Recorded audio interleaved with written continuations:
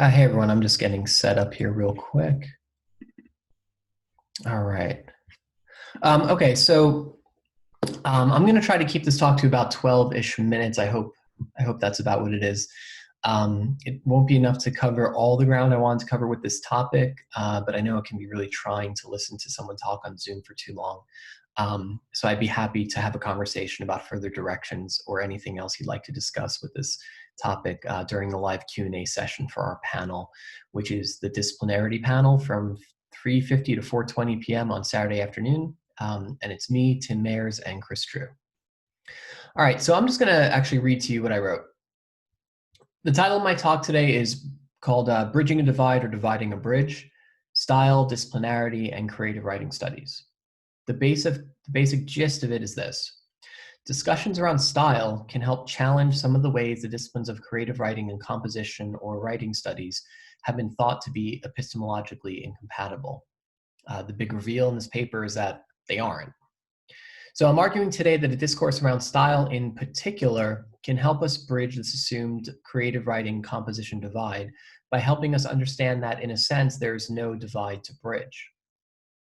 This is because such a discourse can facilitate deliberation on, first, how and in what ways these two disciplines have taken up particular shared conceptions of style as a form of writing knowledge, and second, how the shared conception may trouble the existence of this divide. As either a writing studies or writing studies adjacent field, I would say creative writing may find that common ground when understood through a techne of writing. In other words, as a kind of productive knowledge that treats style as a production of difference as well as a product of labor. And I'm drawing some of these ideas from Kelly Pender's 2011 book, Techne. In fact, acknowledging that theories of production across many writing disciplines share this common takeoff point can help us see that these disciplines are not as epistemologically incompatible as some, such as Bailey and Bizzaro in their 2017 RTE article, would argue. Their claims, as one example among many, continue to suggest the disciplines possess irreconcilable, quote, epistemological and ontological differences, end quote, and that, quote, what one values as a basis for making knowledge differs from what the other values, end quote. I would disagree. And so by going this other route, which I mentioned before, acknowledging that theories of production across writing disciplines share this common takeoff point in style, we may quickly see that questions of disciplinary difference are really questions about individuals or groups thereof and their statuses as professionals ensconced within institutions and iterations of program types. The ways they and we create and recognize knowledge, how we guard knowledge, how we use knowledge to perpetuate our or their statuses as disciplinary autonomous professionals. Put another way, perhaps a more simple way, this divide is better informed by what we say about discipline stances towards stylistic knowledge in writing than about any specific methodological approaches to the production of writing in or for those disciplines of creative writing, composition, or writing studies. So the rest of this is broken up into, three short sections. One is called Framing the Divide, where I just try to do that a little bit more just to make it a little bit clearer how I'm talking about these things. The second is the section on disciplinary obfuscation. And the third is called From the Other Side of the Bridge. So moving on to the section Framing the Divide. So since I started this off pretty nebulously, let me offer here a quote from D.W. Fenza, poet, critic, and former executive director of AWP, in order to help contextualize the issue to which I allude.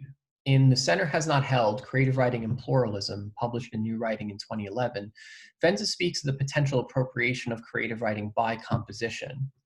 Interestingly enough, this is the same quote that Tim Mayers, also part of this panel, criticizes in his chapter in Creative Writing, Changing Creative Writing in America from 2018. Fenza writes, the composition theory mongers can especially be relied upon for broadsides that seek to force writing programs to surrender their childish pirate flags. Creative writing, they argue, needs to codify its pedagogy into something reasonable, systematic, and unified. The theory mongers offer systems for doing this, of course, even though few of them themselves have published a wonderful book of fiction or poetry. In the academic professionalization of creative writing, there's always a danger that these academic scolds will supplant the poets, novelists, and short story writers, end quote. Fenza has often spoke to at least some degree in defense of the continued isolated autonomy of creative writing programs, its practitioners and pedagogues, and the link between publication and field competence. But as Mayer points out in his 2018 chapter, Fenza here relies on a series of, quote, unquestioned assumptions that seem to animate his argument, and that a, quote, careful reading of the passage above can tease out a sort of submerged moral position, an implied belief that things ought to be a particular way, end quote. And these oughts, I think, are really dangerous because they are largely based on problematic ideologies, ideologies of craft and really of crafters that are taken as essential truths about writing. Notably then, the biggest problem with Fenza's argument is that there's just not much proof of it in the literature. While creative writing and composition do not share a particularly robust recent history of collaboration and partnership, a fair amount of both contemporary and not terribly dated scholarship in composition and other English studies fields identifies the affordances each discipline can lend the other without one necessarily dominating the other. For reference, there's Wendy Bishop, Tim Ayers' book from 2005, the Bergen May collection from 2015, and Adam Kohler's book from 2017. Further, a significant number of those with backgrounds in creative writing are entering into the discipline rhetoric and composition, bringing with them their crude knowledge of the field of fine arts in order to reshape the new disciplinary territory of which they are a part. Beyond that, the field of creative writing studies continues to swell with theorists who operate across the two disciplines, and scholarship in composition, including in style studies in particular, continues to consider the relationship between them. So then in what follows from here, I want to quickly elaborate on the ways traditional notions of disciplinary obfuscate some of the connections between institutional creative writing and composition. And then to wrap up, I want to present a labor-based perspective on this idea of style as difference and discuss how this perspective links the stylistic goals of programmatic writing with those of programmatic composition. All right, so the next section is disciplinary obfuscation. A common misconstrual of disciplines is that they are discrete, bound, and non-porous territories of knowledge production whose members are somehow autonomous to that discipline and hermetically sealed into it. This view of discipline as bubble makes it difficult for those outside a discipline to comment on the goings-on within. Outsiders are often made to feel they lack the proper idiom of communication needed to knowledgeably engage in dialogue, or else they comment on the outside discipline from inside their own bubble, which can come across as a practice of misconstrual. In this way, the ability to style one's writing by the common conventions of a particular discipline, creative writing, for example, not so much an elite form of literary production as it is a form of writing generally designated creative and reinforced by the continued production and creative writing programs of poetry, fiction, drama, and the like. Sort of back that up again before the parenthetical. In this way, the ability to style one's writing by the common conventions of a particular discipline aid in marking a writer as part of the discipline and the believed epistemological terrain it governs. A discourse around style, however, can trouble this apparent creative writing comp divide by challenging both the scholarship and the institutional conventional wisdom that reinforce it. Style helps us call attention to the pedagogical goals creative writing and composition share, to consider writing as remarkable, to agitate the form-content divide, and to impact readers both intellectually and emotionally. I locate the common point of departure then in these shared pedagogical goals in discussions of labor, in other words, in professional practices that come to define knowledge and method within a discipline. Keeping with a discussion of style from this angle may help scholars across the divide recognize creative writing and composition as part of the same metaphorical economy of attention, as Richard Lanham might call it, even though their currencies might appear quite different at times. I want to think about style then, particularly in its capacity to attract attention through a process of differentiation. Horner, in his 2018 chapter in Changing Creative Writing in America, notes that creative writing's primary commodity can best be described as a method to produce, quote, difference in language as well as in communicative practice more generally. In function, this primary commodity is programmatically tasked with separating elite language from the humdrum, innovative forms from the worn. A student of creative writing is often taught to find inspiration in the deeply personal and idiosyncratic, to synthesize new combinations of sound and word to create meaning beyond the denotative, and perhaps still most commonly to find their distinct voice. Horner notes, however, that this goal of signaling difference is not a, quote, deviation from the norm, but rather is the norm itself, end quote. And what is style, if not a way to draw attention through difference, to be memorable, and to provide a gambit for creating knowledge? And so it is in the rhetorical processes, I think, in the art of persuading, which Richard Lanham renames the economics of attention, that lies the method for separating that which is memorable from that which is not. Information, Lanham argues in the preface to that book, Economics of Attention, quote, is not in short supply in the new information economy, end quote.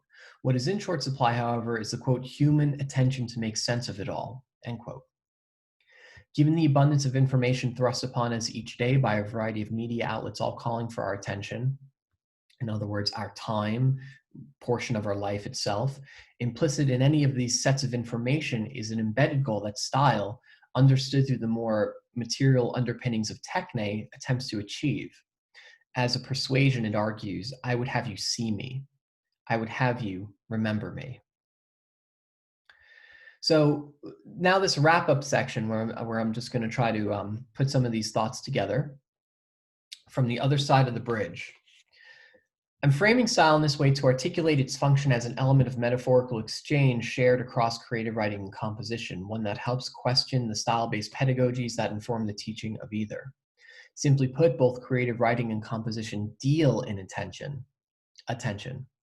Despite programmatic goals to the contrary, they both, in other words, mindfully attend to that which makes writing capable of drawing attention and either be worth remembering or effecting a response worth remembering. The project of this attention, however, is often framed in contrasting ways within the two disciplines. With regard to composition, students and teachers alike are commonly engaged in the process of mediating difference in writing. Now, while the same holds true for teachers and students of creative writing, again, these two different class types tend to take these up differently. While that difference in creative writing is commonly thought of in a positive light, the commodity of one's unique voice or sound on the page, that same difference in composition is traditionally thought of in the negative, as a non-starter, or difference as incorrectness. But many of the goals of the contemporary composition course, as recent scholarship advocates, could be achieved by starting from an interrogation of how difference is stylistically produced and categorized, and then moving to challenge the difference as incorrectness paradigm. Creative writing, in its emphasis on the production of difference, has been doing something ostensibly similar. While creative writing's framing of difference as a programmatic norm is not without its own set of problematics, its students are usually taught to respect such things as the power of Gertrude Stein's dismissal of punctuation more so than they are a Strunk and White era rule governing the construction of an independent clause, for instance. So to wit, creative writing historically and composition, when it is taught in mind with the relationship between power and language difference, are engaged in the practice of reinventing what difference perceived from a perceived stylistic norm means and why such reinvention matters. And I think there in the heart of that lies the consonance with the two. So like I said, I didn't want to talk about this in too much detail. Happy to elaborate on some of this or field some questions about this in the Q&A. But hey, hope you enjoyed, and I hope you enjoy the rest of your conference, and I'll see you at the Q&A. Bye-bye.